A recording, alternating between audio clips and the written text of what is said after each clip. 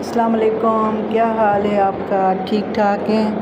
اچھا، میں آج آپ کو گھر سے اپنی سسٹر کی طرف گئی ہوئی تھی، وہاں سے لے کے گیگا مال تک کی ساری سٹوری میں آپ کو بتاؤں گی۔ مجھے یقین ہے آپ کو اچھا لگے گا، مزہ آئے گا، کیونکہ میری کوشش یہی ہوتی ہے، میں ہر روز جدھر جا رہی ہوتی ہوں میں آپ کو ساتھ ساتھ اپنی ویڈیو بتاتی جاؤں۔ اور میں اکثر خواتین کو یہ کہتی ہوں کہ یار دیکھیں، اپنی زندگی کو انجوائے کریں، گھر کے کام بھی ضروری ہیں، ہر ذمہ داری اپنی نبھا کے فارغ ہوا کریں۔ بچے جب بڑے ہو جاتے ہیں نا، تو پھر ہم سوچتے ہیں ہمیں اب کیا کرنا چاہیے۔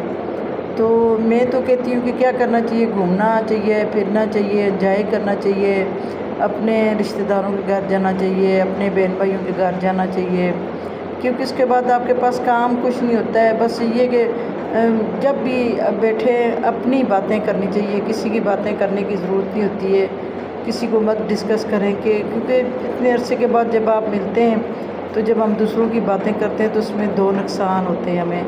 ایک پہلا نقصان تو یہ ہوتا ہے کہ ہمیں بہت بڑا گناہ ہوتا ہے، بہت سخت گناہ ہوتا ہے، یہ غیبت ہوتی ہے جب ان کے پیچھے سے ہم بات کرتے ہیں۔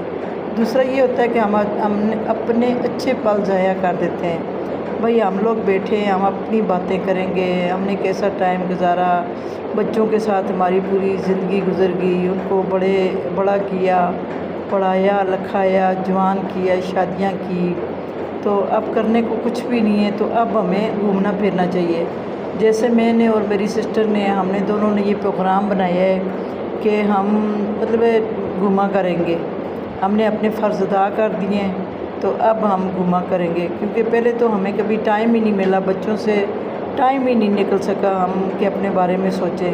لیکن اب بھی ہمیں ٹائم ملا تو اس ٹائم کو ہم بجائے اس کے کہ ہم کسی اور کی باتیں کریں، بس ہم انجوائے کرنا چاہتی ہیں۔ میں باقی کو بھی یہی کہتی ہوں کہ بس انجوائے کریں اپنی لائف کو، 4 دن زندگی کے کوئی پتہ نہیں ہوتا ہے، مت کسی کی باتیں کریں، بس اپنے بارے میں سوچیں، ہم جائیں اسی کو انجوائے کریں بس۔